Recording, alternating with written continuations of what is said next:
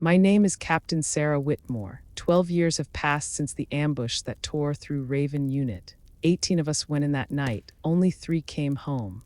I was one of them, though some days I wonder how much of me survived. At 38, my hands tremble when I hold a coffee mug, and to the young soldiers at Iron Valley Range, that makes me a punchline. They saw an aging woman with scars they could not name and laughed as I carried an M40 rifle older than some of their fathers. That rifle has fired more than 160 rounds in competition drills. It is scratched, heavy, and unforgiving, but in the right hands it still sings. At 350 yards, with seconds slipping through the air, I have pulled off shots in just under 9.7 seconds. What they did not know was simple. I was not there to prove them wrong. I was there to honor the fallen. Before we dive into the story, take a moment to like the video and subscribe, but only if stories of courage and resilience speak to you. And share in the comments where you are listening from and what hour it is in your corner of the world. It is always moving to see how far these stories travel and whose hearts they reach. What began as a cruel joke ended in a silence so heavy you could feel the weight of it press into your chest. They thought they knew me, a fragile veteran clinging to scraps of pride. They never guessed that behind the tremors was a soldier who once carried missions sealed away in classified files, memories that never made it into textbooks. Stay with me. This is not only about marksmanship or revenge. This is about dignity, betrayal, and the truth that strength does not always roar. The first thing that hit me when I stepped through the gates of Iron Valley Range was the sound. It was not just gunfire snapping in the distance, though that was sharp enough to slice the air. It was the noise of young men and women swaggering in clusters, voices loud with the kind of bravado that only comes before they have ever been tested by real silence, the kind of silence that follows an ambush. Their laughter rolled across the gravel lot, careless and bright. I knew the rhythm of that laughter. I had heard it in barracks years ago, before men who laughed that way found themselves screaming in the dirt. I walked across the open ground with my rifle case slung against my shoulder. My knees ached. The Georgia sun was merciless, baking the gravel under my boots until it crackled like broken glass. Every step was deliberate. I was aware of the eyes following me, the sideways glances, the nudges passed from one shoulder to another. It did not matter that I had once carried top-secret orders in my vest, or that I had pulled brothers out of firestorms. To them, I was simply a woman past her prime, with a body that betrayed me every time my hand trembled as I reached for something as ordinary as a water bottle. A cluster of younger soldiers leaned against a truck, rifles slung loose on their backs. Their faces were shaved smooth, their smiles as sharp as bayonets. One of them tilted his head toward me, and I caught the words "old lady" before the laughter burst again. Another added shaky hands, and the chorus rose higher. I kept walking, though my stomach twisted. The loudest voice came from a tall, broad-shouldered man in fatigues that clung too perfectly to his frame, as if he had tailored them for show, Sergeant Daniel Briggs. I had never met him, but his reputation traveled fast. He was known for his marksmanship, yes, but more for his arrogance. He had the kind of grin that said he enjoyed humiliating others more than he enjoyed winning on his own. As I passed, he raised his voice so everyone nearby would hear. "Careful with that antique, ma'am. Don't want it to kick harder than your heart." I did not answer. I have learned silence often cuts deeper than words, but inside something tightened. My hands did tremble as I adjusted the strap of the case. They always did. It was nerve damage. Not weakness, yet I knew how it looked. They only saw what was on the surface. Private Emily Carter broke away from the group and hurried forward. She could not have been more than 20, her uniform stiff with newness. Her eyes held something different, not mockery, but a spark of curiosity, maybe even respect. "Captain Whitmore," she said softly, almost as if she did not want the others to hear. "It is an honor to see you here." I blinked at her. Few people used my rank anymore, not after retirement. For a moment, it felt like a piece of the old world had been returned to me. I nodded in thanks, unable to trust my voice. The crowd parted as I made my way to the line. Dust rose around my boots, swirling in the heat. My M40 rifle weighed heavy in its case, familiar as an old scar. The steel was worn, the stock marked by years of use. I had carried it through more than drills. Its scratches were the language of survival, etched into the wood like names on a memorial wall. At the bench, I set the case down. My fingers moved carefully, deliberately. As I unlatched it, the laughter had grown quieter now, but I still felt it pressing against my back. I imagined their eyes burning into me, waiting for me to fail, waiting for confirmation of the story they had already written in their minds. I lifted the rifle free and rested it on the stand. My hands did shake, yes, but my arms were steady when I locked the weapon into place. For a moment, I let my palm run across the stock, feeling the grooves worn by years of service. This rifle was older than some of these soldiers, maybe older than their parents, but it had been with me when the world caught fire. It had answered when my life depended on one pull of the trigger. 12 years had passed since Raven Unit had been ambushed. 18 of us went in, 3 came back. Sometimes I still hear the voices of the ones who did not. That memory settled on me as I looked down the line at the targets in the distance. I was not here for bragging rights. I was not here to outshine Sergeant Briggs or silence his laughter. I was here because when I hold this rifle, I am not alone. My sisters are with me. The official called the range to order. His voice echoed through the loudspeaker, sharp and commanding. Competitors to the line, load and make ready. I breathed in slowly, steadying my body. My heart beat once, twice, a drum I had followed in darker places. My left hand cradled the rifle, my right adjusted the scope. The metal was warm from the sun, but it felt alive under my grip. The voices behind me fell away. There is a moment before the first shot when time stretches, when everything you carry with you, pain, memory, loss, presses in. I felt the weight of 12 years, of 18 names, of every scar carved into me, and then I let it all go. The rifle settled into the cradle of my shoulder. My finger found the trigger. My eyes locked on the first target, a white circle sharp against the horizon. The silence inside me was complete, and then I fired. The crack split the air, echoed across the valley, and in that instant the laughter died. The bullet tore through the distance and struck near the center of the target. Dust rose, and when it cleared, the mark was undeniable. Not luck, not chance, precision. For a moment there was no sound at all. Then a ripple of surprise moved through the crowd. I heard Briggs mutter something under his breath, too low to carry. Emily's gasp reached me, though, soft but certain. I did not smile. I did not turn to see their faces. I chambered the next round, because this was only the beginning. The silence after my first shot was heavier than the recoil against my shoulder. I kept my eye pressed to the scope, tracking the target as if the echo of that round had not already told me what I needed to know.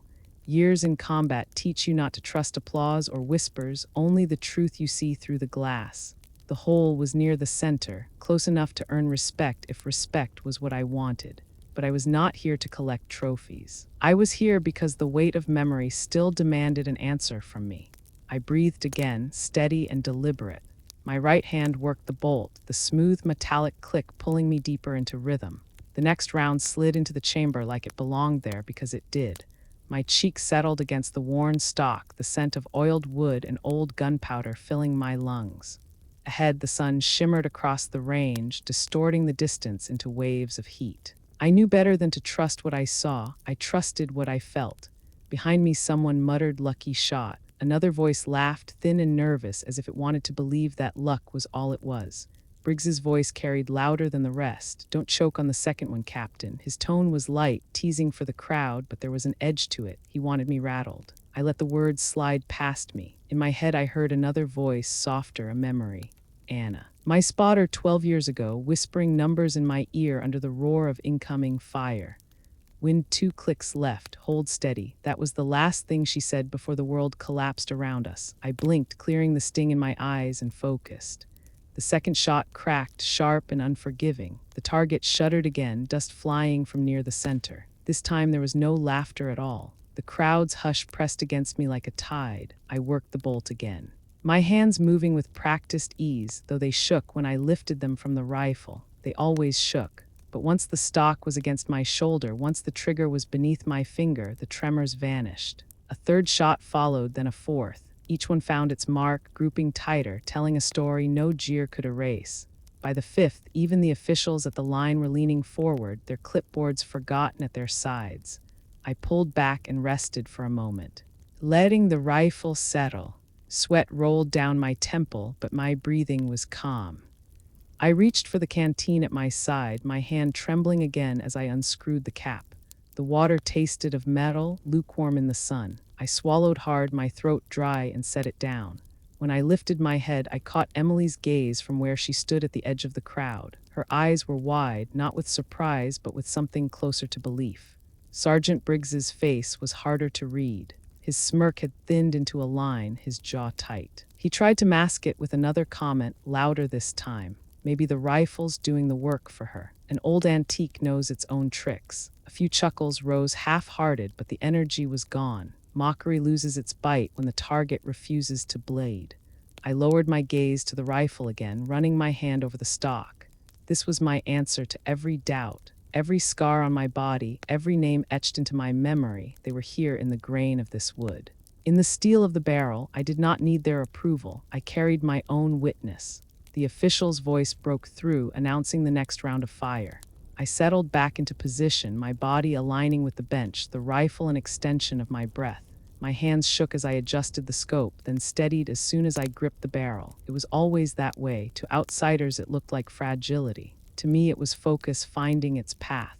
I squeezed the trigger again, another crack. Another mark near the center. A murmur rippled through the spectators. It was not disbelief anymore. It was the sound of people beginning to question the stories they told themselves about me. The old lady with shaky hands, the fragile veteran, the one they thought was a joke. I wanted to tell them that their laughter did not wound me, but the truth is it did. Every jeer sliced open the memory of men who had laughed at me once. Before they saw me through the scope and realized too late what I carried inside, I remembered those moments as clearly as I remembered their final screams. Scars do not fade when they are carved by fire. The final target loomed ahead, the last of the first series. I steadied my breath, blocking out the heat, the murmurs, the sting of memory. The rifle bucked, the round flew. When the dust cleared, the hole was clean, right where it needed to be. The official's call rang out, declaring the series complete. I lowered the rifle, my arms heavy now, my shoulders sore from the steady recoil. I could feel the sweat soaking into the collar of my shirt, the sun pressing down on me with all its weight. I lifted the rifle gently and placed it on the bench, the action open safe. My hands trembled again once the stock left my shoulder. I let them, they had earned the right. I sat back, silence thick around me. For the first time since I stepped onto the range, no one laughed. Their eyes were on me, but the mockery was gone. In its place was something quieter, heavier. Curiosity, respect, or maybe just the uneasy realization that they had been wrong. I did not look at Briggs. I did not need to. His silence was loud enough. Emily's voice carried softly over the stillness. "Nice shooting, Captain." Her words were not for the crowd, they were for me, and for the sisters I carried with me, unseen but never absent. I nodded once, acknowledging her, then folded my hands on the bench. My body ached, my mind heavy with ghosts, but I was steady. The rifle was steady, and I waited for the next signal. The official's voice rose again over the loudspeaker, commanding the next round to begin. My palms rested against the bench, cool against the worn surface, trembling the way they always did when they had nothing to hold. As soon as I wrapped my fingers around the rifle, the tremors would vanish. My body had learned long ago that focus arrives only when the stakes are real. I leaned forward, pressing my cheek into the stock, and brought my right eye against the scope. The target loomed far downrange, a white disc pinned against the horizon, flickering in the heat. I slowed my breathing. The air was thick and tasted of dust and gun oil. In my ears, I could still hear the echoes of the first volley, though the silence from the crowd pressed heavier now than the crack of any rifle. They were waiting, some with anticipation, some with doubt, most with hunger to see me falter. My finger brushed the trigger. I thought of the names carved into my memory, of Anna whispering wind corrections through the chaos, of Michelle's laughter right before the ambush swallowed her whole. I carried them with me into every shot the way other soldiers carried medals. The first round of this series broke from the barrel with a sharp recoil, a thunder that rolled across the range. Through the scope, I saw the impact, not perfect, but close to the center. A clean hit, deliberate, my jaw clenched. I could almost feel the shift ripple through the line of spectators behind me. Someone muttered, probably Briggs' lucky shot. The words tried to crawl under my skin. I refused them entry. I had heard the same jeer before on nights when the dark was thick with incoming fire and I had to prove again and again that I belonged. Back then, my shots were never luck, they were survival. I chambered another round, steady in my rhythm. bolt back, round in, bolt forward, scope aligned. The rifle was an old companion that spoke only in action. The second shot cracked and struck again near the center. A thin line of disbelief cut through the silence behind me. I could sense Briggs's presence before I heard his voice. He stepped closer, boots grinding against gravel, trying to throw his shadow across my bench. "Let's see if you can keep that up." His words dripped with mockery, but I could hear the tightening underneath. He wanted me rattled. He needed me to break. I pulled in a breath, filling my lungs slow and deep, and fired again. Another round slammed into the target, the dust plume clear, the mark undeniable. The murmurs grew louder. Some tried to laugh it off. Others stayed quiet, watching, recalculating the story they thought they knew about me. Beside the crowd, I caught a glimpse of Emily. She was leaning forward, her lips parted in a whisper. "She's good." I did not need the words, but I felt them reach me all the same. In her eyes, I saw the beginning of something rare in this place. Belief. Not the kind that comes from results on a board, but the kind born when someone recognizes the fight behind your scars. I loaded another round. My body moved as though it remembered without me, every motion practiced through years of drills under desert suns and midnight rain. My hands, which shook when holding a pen, were steady as stone now. The fourth shot rang out. A gasp followed from somewhere in the crowd. Briggs spoke again, louder this time so everyone would hear. "Don't shake the rifle off the table, Grandma." His laugh was sharp, brittle. It carried less strength now. He was trying to recover control of the room, but the crowd was slipping from his grasp. I let him speak. I knew silence was often the sharpest blade. The fifth round left the chamber. The target shuddered again, the mark clean. A ripple passed through the audience. Some heads nodded, some arms crossed tighter, but no one laughed. I exhaled slowly. The kind of breath that comes after hours of holding still in a position you can barely endure. My chest rose and fell with a rhythm I learned years ago in places where a single sound could give you away. "Precision is patience," I whispered to myself. It was a mantra drilled into me in the first months of sniper training. My instructors had barked it at me until it lived in my bones. Now it rose in me like a hymn. I lowered the rifle gently onto the bench, opened the bolt, and rested my hands on the worn wood.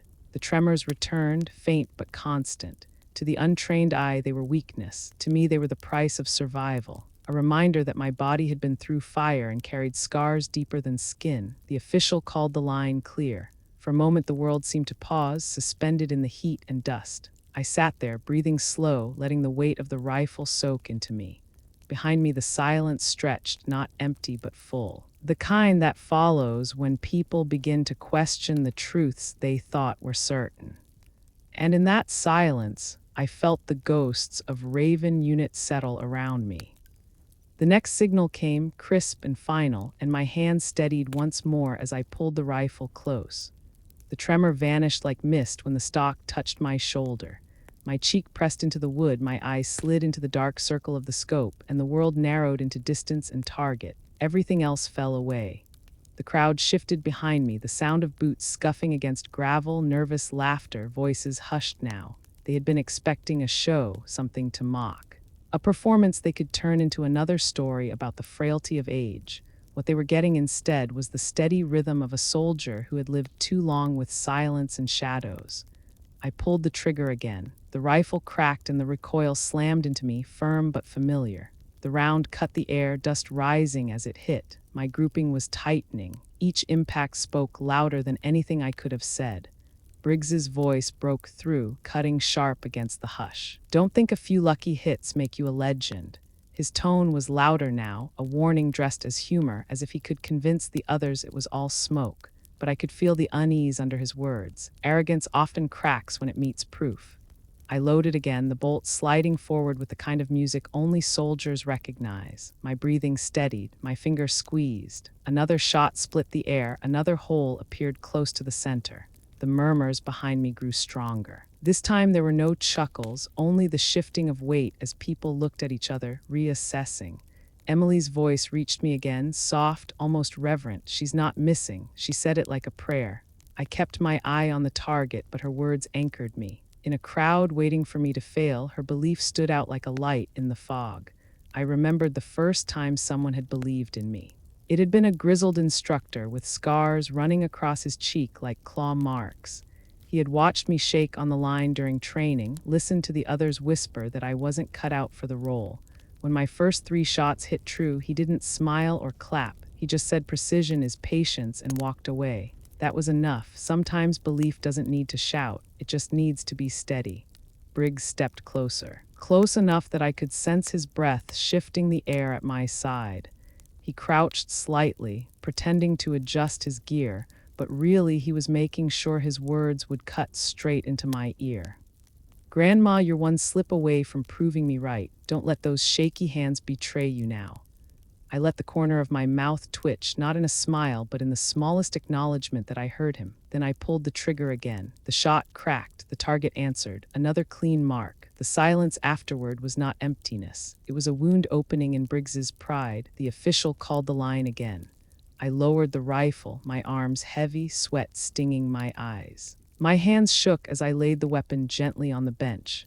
The tremor returned as if to remind me that nothing about this was easy, that the control I found on the line was carved out of discipline and pain, not gift.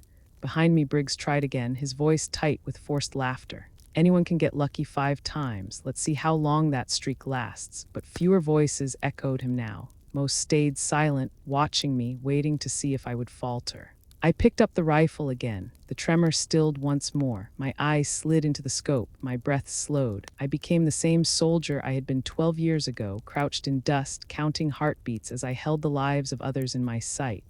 The next 3 shots fell into rhythm, each one tighter than the last. The pattern was undeniable. No streak, no luck, only skill carved into me through years of loss and survival. The crowd knew it now. Even those who wanted to keep doubting could not. Their silence was no longer dismissal, it was recognition. Emily's whisper carried again, stronger this time. She's good. She said it with certainty, her voice steady even as others hesitated. I let the words wash over me. Belief was a strange gift. It did not erase the scars, but it reminded me that the scars had meaning. I chambered the last round of the series. My breathing slowed, my body aligning with the rifle. The world narrowed once again. The shot rang out. When the dust cleared, the hole sat cleanly near the center. The official's voice called the line safe. I lowered the rifle, opening the bolt, letting the weapon rest on the bench. My hands shook again, and I did not hide them. They were a truth I carried, as much a part of me as the precision that came when I needed it most. The crowd did not cheer. They did not laugh. They only stared, caught in that space between disbelief and respect. Briggs was silent now, his jaw tight, his eyes hard. He would not concede, not yet, but the weight of silence pressed heavier on him than any words I could speak. I leaned back, breathing slow, the sun heavy on my shoulders. My body ached, my mind replaying every shot, every breath, every whisper of doubt. And through it all, one phrase returned, the same phrase that had carried me through deserts and ambushes, through nights when the stars were hidden and hope was scarce. Precision is patience. It was more than training, it was survival. It was memory, it was the reason I was still here, trembling hands and all. And as I sat there, rifle resting on the bench, sweat dripping into the dust, I whispered it once more, not for the crowd, not for Briggs, not even for Emily. I whispered it for Anna, for Michelle, for the ones who had not made it home. Precision is patience. The official's voice cut through the rising heat, crisp and commanding. Next round, moving targets, 30 seconds on the clock. The words carried across the range and tightened the air. I adjusted my stance on the bench, feeling the sweat seep into the fabric of my shirt, heavy across my shoulders. The rifle was warm under my hands, alive in the sun. The crowd pressed closer now, no longer laughing, no longer dismissive. Their silence was sharper, edged with curiosity. They wanted to know if the shots I had fired were repeatable under pressure. Briggs was grinning again, but his grin did not reach his eyes. He leaned forward just enough for me to hear. Stationary targets are one thing. Let's see if Grandma can hit something that moves. His words slid over me like oil on water. I had heard worse from men who wanted me broken. I had survived worse from enemies who wanted me dead. The whistle blew, shrill and final. The target downrange lurched sideways on its track, jerking in unpredictable bursts. My breath slowed. I pressed into the stock. The world narrowed. The first round left the chamber and the target shuddered with impact. Dust flared against the metal as it rattled along the line. Voices rose behind me, sharp with disbelief. She hit it. I chambered again, steady rhythm, ignoring the noise. The second round cracked. The target staggered again, another clean hit. And then, just like that, I was no longer on the range. I was back in the desert. The night sky had been so clear you could trace the Milky Way like a river of fire overhead. We were 18 strong that night, Raven unit moving silent through the dark, boots pressing into sand that swallowed sound. My hands had been steady then, my heart sharp with adrenaline. We had believed we were ghosts, unseen, untouchable. But ghosts bleed too. The ambush had come fast, brutal. An explosion ripping open the silence, screams rising with the dust. I remembered the way Anna shouted numbers to me even as she fell, the way Michelle's hand brushed mine before she disappeared into the dark. I fired then the same way I fired now, not for pride, not for glory, but because it was the only way to keep breathing. The crack of the rifle pulled me back. Another moving target fell under my scope, dust flying from its side. The present and the past blurred. The rhythm the same, the stakes different but no less sharp. I was not fighting to live anymore. I was fighting to remember. Briggs barked a laugh behind me, loud enough for the crowd. Don't get cocky. Hitting a few tin ducks doesn't make you dangerous. I ignored him, eyes locked, breath controlled. My body moved without thought, every muscle carrying memory. The whistle blew again, ending the round. When I pulled back from the scope, the silence was heavy. The officials stared at the targets, bullet holes clean, grouping tight. One of them shook his head in disbelief. The murmurs rose, low but certain. Emily's face shone from the side of the crowd, her grin unguarded, wide with pride. She clapped once softly, as if not sure if she was allowed. It was enough. I nodded slightly, almost imperceptible, but I knew she saw it. The official called for the next challenge. Drones, moving, weaving, unpredictable. 350 yards. The words alone shifted the energy in the crowd. This was no longer practice. This was a test. Briggs leaned close, voice low and sharp. Bet you a month's pension you can't even touch one. His breath smelled of coffee and arrogance. I did not answer. My silence unsettled him more than words ever could. The whistle shrieked again. I locked into the scope, eyes searching the horizon. The drone rose, a black shape against the burning sky, darting side to side in erratic bursts. My breath slowed, heartbeat counting seconds. My finger tightened. The first shot missed, dust rising beneath the drone's shadow. Gasps rippled through the crowd. Briggs laughed, quick and sharp. Thought so. I ignored him, chambering again, settling deeper into the scope. My breath evened. The drone veered left. I tracked, held, squeezed. The second shot split the air. The drone jerked, spun once, then crashed into the dirt, shattering into pieces. 9.7 seconds. The silence that followed was absolute. You could hear the wind shift, the scrape of a boot against gravel, the sharp inhale of disbelief. Then a wave of sound rolled across the crowd, not laughter now, but shock. Awe. Emily's hands flew to her mouth, her eyes wide with light. She turned to the others, her voice breaking through. Did you see that? She made sure they did not miss it, that the truth was witnessed. Briggs's face was stone, his jaw clenched tight, his fists flexed at his sides as if he wanted to crush the silence that swallowed his laughter. He opened his mouth, but no words came. The crowd had already shifted. They were no longer watching him, they were watching me. I lowered the rifle gently, resting it on the bench. My hands trembled again now that the weapon was no longer my anchor. I let them. They were the proof of what it cost to be steady when it mattered. I closed my eyes for a moment. Behind the lids, the desert rose again. The faces of Raven unit flickered in the dark. 18 of us had gone in. 3 of us had walked out. Their voices pressed around me, not in words, but in presence. Anna, Michelle. The others whose names I carried like a rosary. I opened my eyes, the sun bright and blinding. My breath caught in my throat, heavy with memory. I whispered the words only I could hear, for Anna, for Michelle. The official's voice rose again, sharper this time, calling for the next round. The crowd had pressed closer to the benches, their faces eager, their voices tight with energy.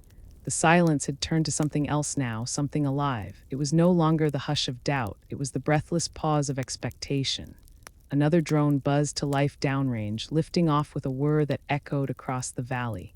Its movement was jerky, unpredictable, like a wasp darting through the air. 350 yards, the kind of shot that breaks reputations or makes them. I pressed into the stock, scope tight against my eye, breath slowing into rhythm. The world shrank again, just me, the rifle, and the black shape darting across the sky. My body remembered before I told it to. My finger rested against the trigger, my left hand anchoring the rifle steady against the stand.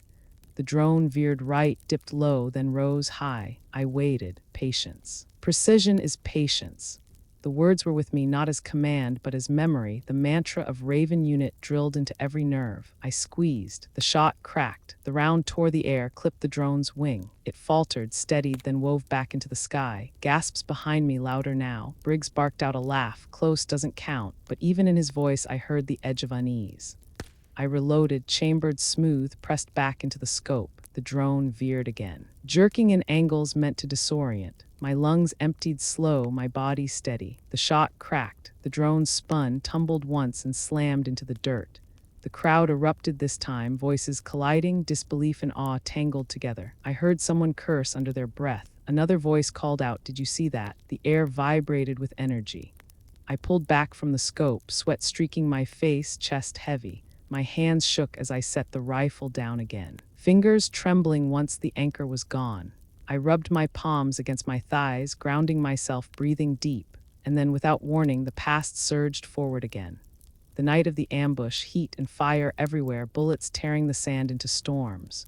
Raven Unit had been 18 strong. We had believed ourselves invisible. Then came the first explosion, ripping Anna from my side, her voice cut short mid-command. Michelle had fired into the dark, her voice steady, even as blood bloomed across her uniform. I remembered dragging one of the wounded into cover, my rifle heavy in my hands, the smell of smoke choking the air. 3 of us had walked out that night. 15 had stayed behind in the sand. I carried them with me, every name, every face, every cry swallowed by the desert. The whistle snapped me back. Another drone lifted, twisting across the horizon, smaller this time, faster. I adjusted my scope, heart steady, letting the memory fade back into its place. The shot rang out. Missed wide, murmurs stirred in the crowd, sharp with doubt. Briggs chuckled low, savoring it. I closed my eyes for half a breath, blocking out the noise. Patience. Precision is patience. I inhaled slow, opened my eyes, tracked again.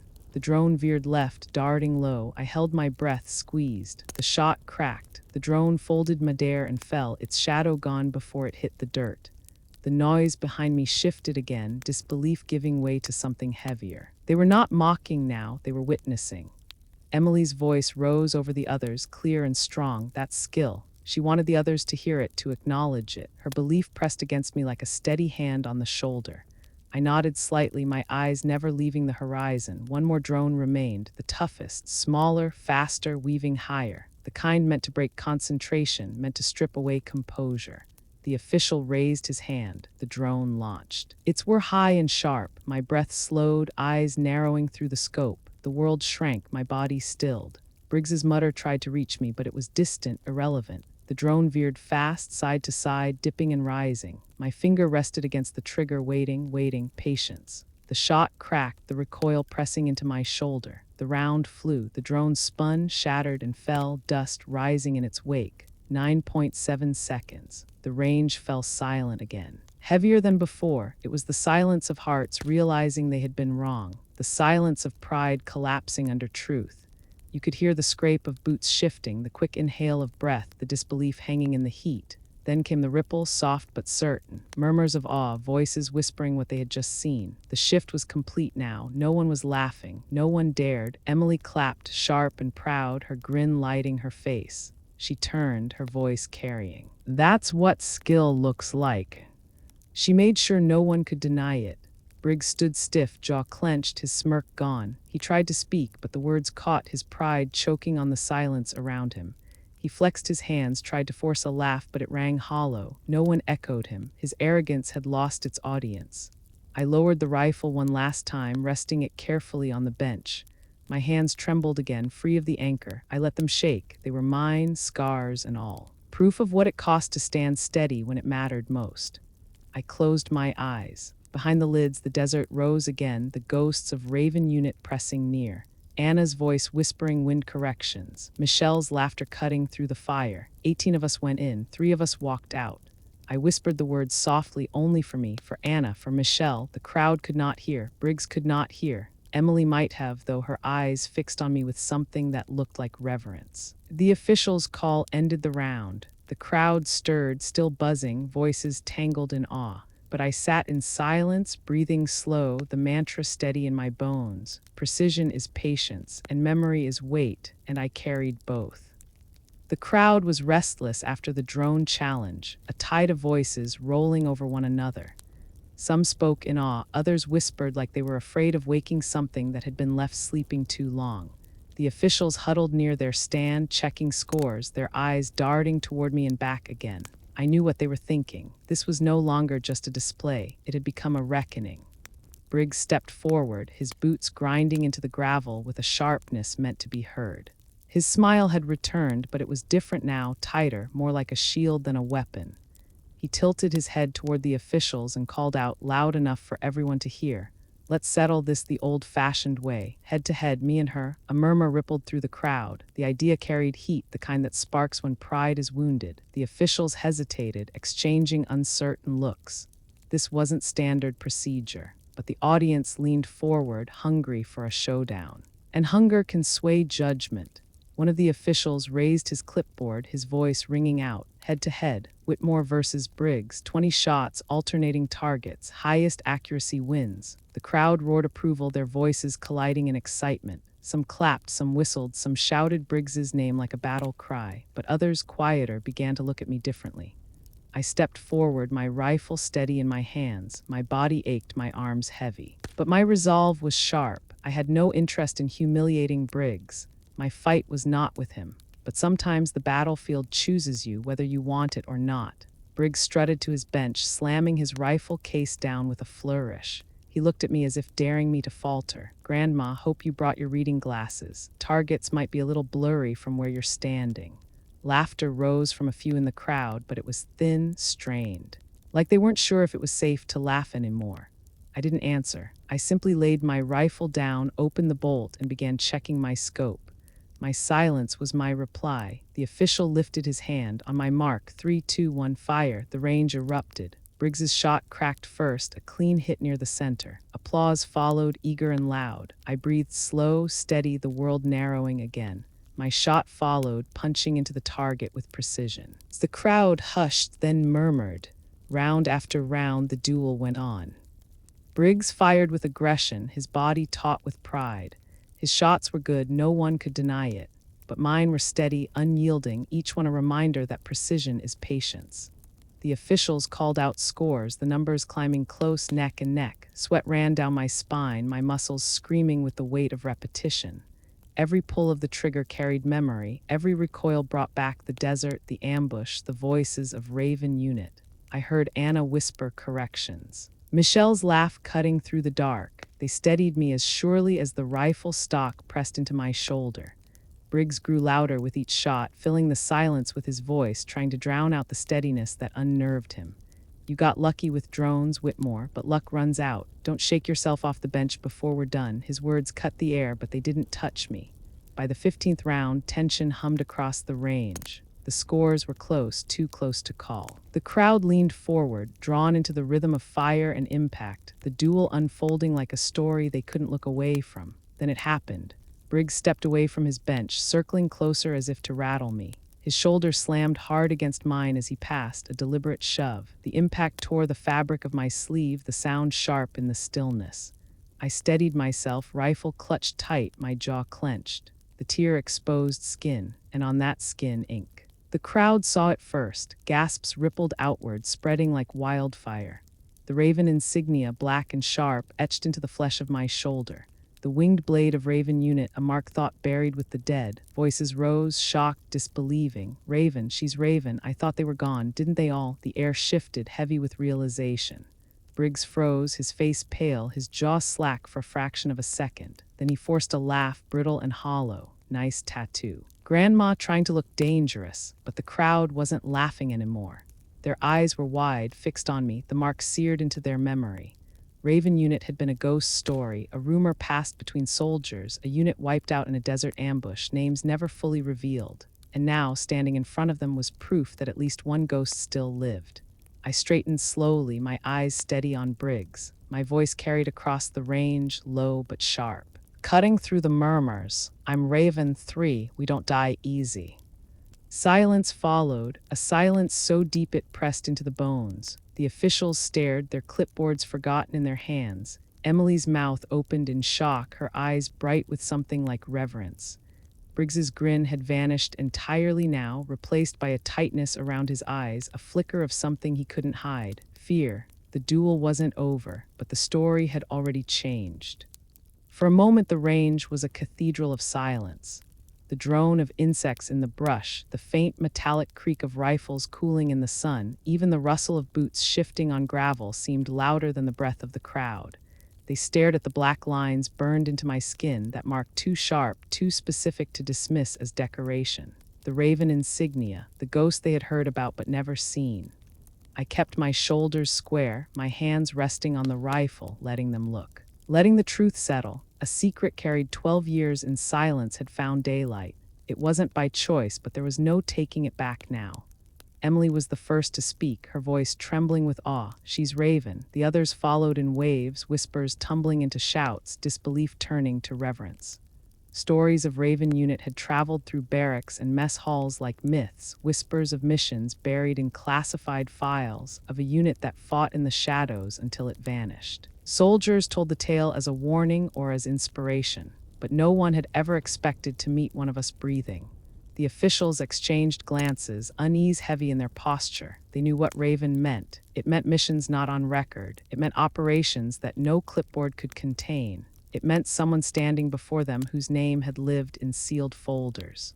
Briggs tried to laugh again, but his voice cracked under the weight of silence. "Don't tell me you people buy into this. It's just a tattoo. Anyone could ink that on and spin a story." His bravado rang thin, the words breaking apart before they left his mouth. I lifted my chin, my voice steady. "I don't spin stories, Sergeant. I bury them." A shiver rolled through the crowd. Briggs's smirk collapsed. His rifle hung loose in his hands now, his stance less sure. For the first time since this day began, his confidence faltered. The official cleared his throat. His voice shaky as he raised the clipboard again. 10 shots remain. Finish the round." His words felt hollow, but rules were rules, and the crowd demanded an ending. Briggs swallowed hard, then turned back to his bench, his shoulders stiff. He lined up his rifle, but the swagger was gone. His first shot cracked and landed wide off the center ring. A ripple of murmurs ran through the audience. I stepped to my bench, laid my cheek against the stock, and let my breath steady. My shot rang out, clean, tearing into the bullseye with certainty. The crowd responded with a low hum of approval, like a tide turning. Briggs fired again, hurried, frustrated. Another miss just outside the center. Sweat beaded down his neck, his movements jerky. His rhythm had fractured, undone not by me, but by the ghost of Raven rising between us. Shot after shot, the duel played out. Briggs grew wilder, his pride clawing at the air, his accuracy slipping with each pull of the trigger. My shots stayed steady, each one deliberate. Each one an echo of the voices I carried. Anna's calm corrections, Michelle's laughter steadying the storm. Precision is patience. By the last round, the scoreboard told the story clearly. Briggs trailed by too many points to recover. His shoulders slumped, the weight of defeat pulling at him, but still he tried. His final shot cracked, dust puffing up wide of the mark. A groan rolled through the crowd. I took my last breath, my last aim, and pressed the trigger. The shot sang true. Center clean, the officials marked it down, their faces pale, their hands unsteady. It was over. The scoreboard lit up, the numbers undeniable. Whitmore 19, Briggs 14. The range erupted, but it wasn't the roar Briggs had dreamed of. It was something deeper: respect, reverence, the recognition that they had witnessed more than a duel. They had seen the dead rise. Emily's hands clapped first, sharp and proud, her smile radiant. Others followed, slower, uncertain at first, then swelling into something like a standing ovation, not for entertainment, for revelation. Briggs lowered his rifle, his face gray with humiliation. His mouth opened as if to protest, but no words came. He set the rifle down, the clang loud in the hush that followed the applause. He turned away, his shoulders hunched, the swagger gone. The officials conferred in low voices, their clipboards trembling slightly. One of them looked up at me, his eyes wide. His lips pressed tight as though he'd seen something he wished he hadn't. He nodded once, slow, a gesture of acknowledgement rather than authority. I stood still, my rifle at my side, my sleeve torn wide to the air. The insignia burned on my shoulder, not just ink now, but truth made visible. I hadn't wanted this. My life had been built on silence, on fading into the background, on carrying ghosts where no one could see them. But today the ghosts had stepped forward. I felt the weight of their eyes, hundreds of them, drilling into me. Some with awe, some with fear, some with questions they would never dare ask. I let them look, because what they saw wasn't just Sarah Whitmore, trembling hands and scarred skin. They saw Raven. Emily stepped closer, her voice soft enough for only me to hear. "They'll never laugh at you again." I met her eyes, young and bright, and felt a strange warmth stir beneath the weight of memory. Not triumph, not victory, something quieter. The sense that maybe, just maybe, carrying the ghosts wasn't only a burden. Sometimes it was a shield, sometimes it was a torch. The officials dismissed the round, their voices thin, their rules bent around something greater than they had expected to witness. The crowd began to disperse, still buzzing, still glancing back at me as though unsure if I would vanish if they looked away too long. Briggs slipped out among them, his head low, his pride bleeding out in silence. He had come for dominance and left with shame. I almost pitied him, almost. I lifted the rifle one last time, not to fire, but to carry it from the line. My hands trembled as always, but now those tremors carried no shame. They were part of me as much as the tattoo burned into my skin. I whispered again low, for no one but myself, for Anna, for Michelle. The names steadied me, anchored me, reminded me why I stood. And in the silence that followed, I felt their presence like wind at my back. Raven 3 still lived, and the world knew it now. The range was still alive with murmurs when Briggs finally spoke. His voice cracked through the buzz like glass underfoot, sharp and unsteady. "Enough of this theater," he barked, his rifle slung low against his hip. "You think she's some kind of hero. You don't know what she left behind." The words hung there, poisonous, making people shift uncomfortably. I kept my eyes on him, steady, waiting. His pride was fractured, and fractured pride has a way of spilling truth. Briggs stepped closer, his face damp with sweat, jaw twitching. "You think Raven fell because of bad luck. You think they were invincible. No, they were set up, fed lies, sent into a trap." His laugh was bitter, hollow, and I knew some of those lies. Gasps spread like sparks in dry grass. Soldiers craned their necks, eyes wide. The officials leaned in, pencils frozen above their clipboards. Briggs realized too late what he had admitted. My chest tightened. My rifle felt heavier in my hands. He was confessing, whether he meant to or not. Briggs swallowed hard, words tumbling out, desperate now. I was young, I didn't know what I was doing. Intel passed through channels, details I didn't question. I thought it was routine, a supply route here, a patrol path there, but it wasn't. It was bait. He dragged a hand down his face, shaking his head. They walked straight into it because of me. The crowd erupted, voices colliding, outrage rising like a wave. Someone shouted, "You betrayed them." Another spat into the dirt. The officials scribbled furiously now, every word branded into the record. Briggs's eyes darted around, hunted, panicked. I should have felt rage. I should have wanted blood, but all I felt was the weight of confirmation. The gnawing suspicion that had haunted me for 12 years had taken shape, had a face, had a voice. Emily stepped forward, her young face flushed with fury. How could you? She looked like she wanted to strike him. Her fists clenched tight. I lifted a hand gently, stopping her, not with force, but with calm. This wasn't her battle. Briggs's chest heaved, his arrogance shattered, his body trembling as though the truth had stolen all his strength. His rifle hung useless at his side. The officials moved closer, one speaking firmly. "Sergeant Briggs, you are ordered to stand down pending inquiry into your testimony." His mouth opened in protest, but no words came. He looked at me. His eyes wild, searching for some crack of mercy, some lifeline to grasp. I raised my rifle slowly, every eye fixed on me. The crowd stilled, the officials stiffened, even Emily held her breath. Briggs's face drained of color, certain this was the moment of his humiliation, his final undoing. I steadied the rifle, then lowered it. I let the barrel point to the earth, my voice carrying clear. Strength isn't about breaking others. It's about standing tall when life breaks you. The silence that followed was deep, heavy, but not hollow. It was full of meaning, of recognition, of the kind of truth people don't forget. I set the rifle gently on the bench, turned my back on Briggs, and stepped toward Emily. Her eyes glistened, her breath quick, her youth caught between rage and admiration. I laid a hand on her shoulder, firm but kind. "Carry the torch, Private. Don't let scars scare you." She nodded, her lips pressed tight, as though she had been entrusted with something sacred. Behind me, the officials moved in, placing Briggs under escort. His protests were weak, his shoulders sagged. The man who had mocked me as grandma, who had strutted with arrogance, was now just another soldier facing the weight of his own choices. The crowd parted as I walked through, their eyes following, their voices hushed. No one laughed now, no one dared. What lingered was respect, quiet and deep, like a flag lowered in mourning.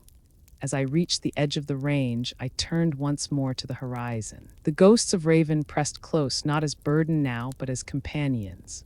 Anna's whisper, Michelle's laughter, the voices of 15 who had stayed behind. I carried them still, but lighter now, as though truth had given them form, as though they were walking with me instead of weighing me down. The sun slipped lower, painting the valley in amber light. I breathed deep, the air warm, my body tired but unbroken. I had come to the range as a relic. I was leaving as something else. Not a ghost, not a victim, a survivor who chose dignity over vengeance, and maybe that was the hardest shot of all. Briggs's boots scraped against the gravel as the officials led him off the firing line. His shoulders were rounded now, the swagger gone, his head low beneath the weight of what had been revealed. The crowd parted for him, but it was not respect that opened the path. It was disgust, the kind reserved for those who wound their own to save themselves.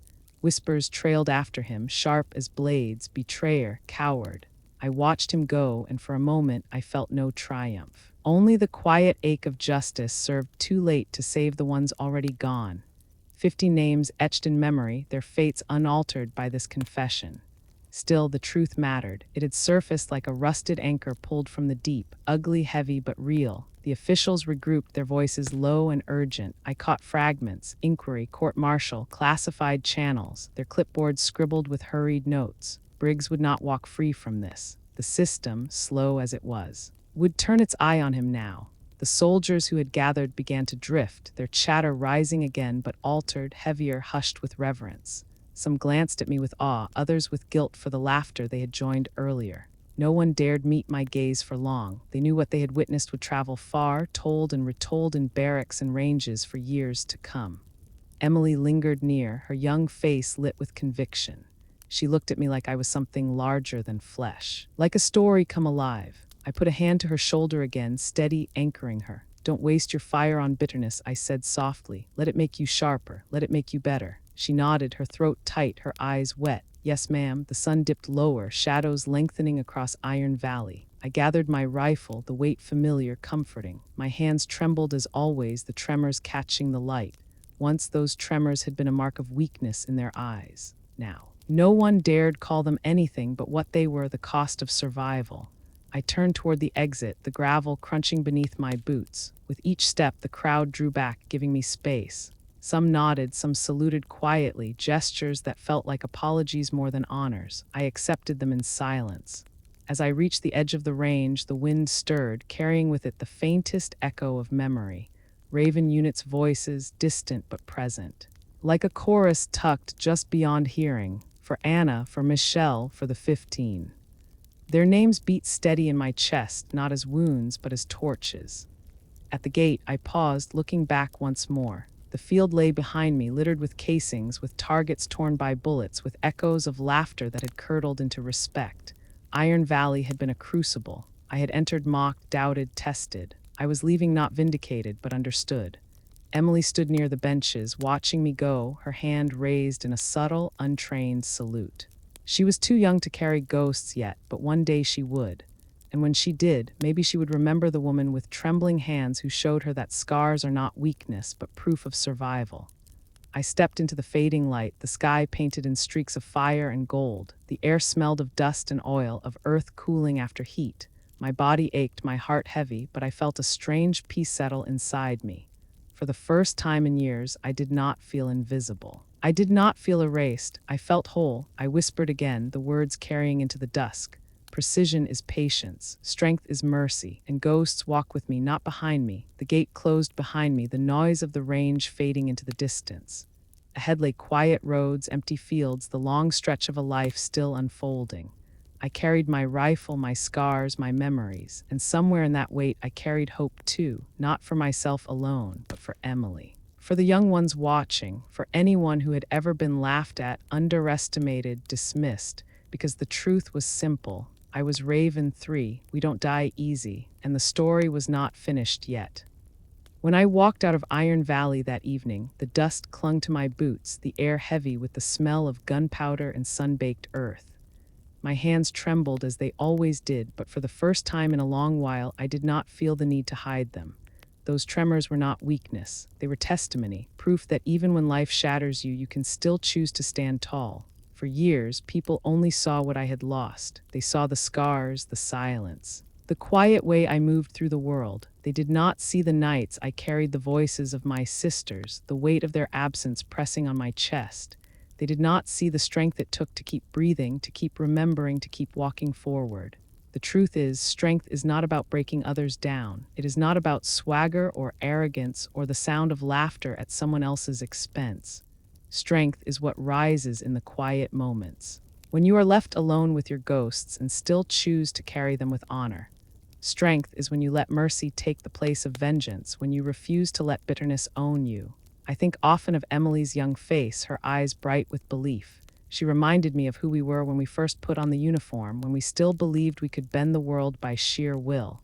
She reminded me that the torch does not die with us. It passes, it changes hands. And the next generation must decide how to carry it. That day at the range was not about humiliating a man who mocked me. It was not even about proving that my hands could still steady a rifle. It was about dignity, about truth finally spoken aloud, about showing that silence does not mean weakness and scars do not mean defeat. So let me leave you with this. Don't mistake silence for weakness. Don't mistake scars for defeat. True strength is measured in dignity, not dominance. If this story spoke to you, subscribe to Military Revenge for more stories of courage, redemption, and the battles fought long after the war is over. Share your thoughts in the comments because somewhere out there, another veteran needs to hear they're not alone.